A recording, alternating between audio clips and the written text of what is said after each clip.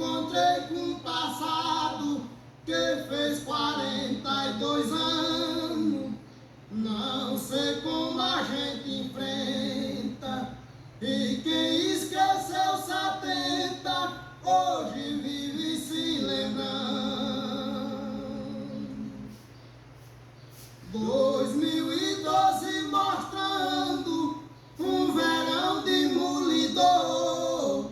Já faz 10 meses que não chove, todo o Nordeste secou.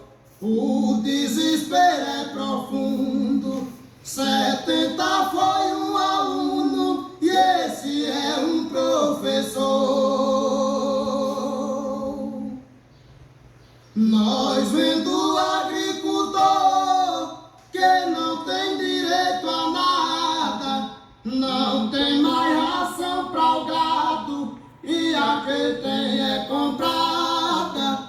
Tanta água que existiu e a defesa civil, a que tem é racionada. Olhando a sertanejada que vive tão preocupado, passei nos assentamentos, o Nordeste foi desmatado. Não encontrei uruçu, não vi mais mandacaru que alimentava o gado. O sofrimento é dobrado, que o sertanejo não para.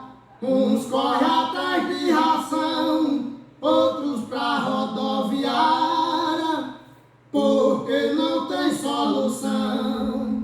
A lágrima cai sobre o chão, vem o choro e falta a fala.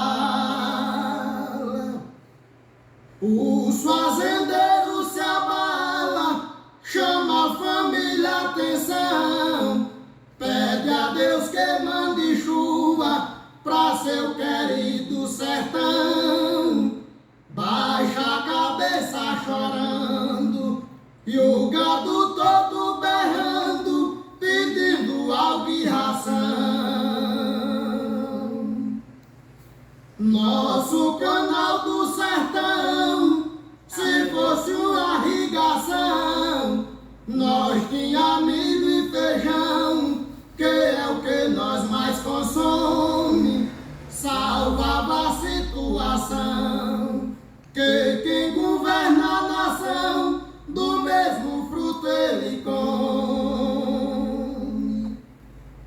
Meu país tem muito homem formado e tem dinheiro, que da água fez energia, que ilumina o mundo inteiro.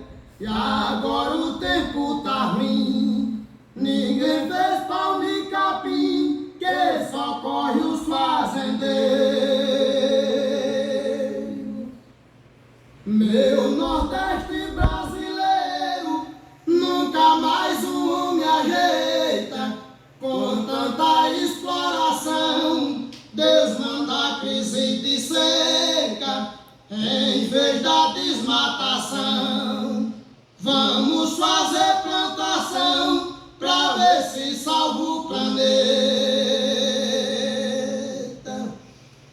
Essa toada foi feita, foi santo quem escreveu.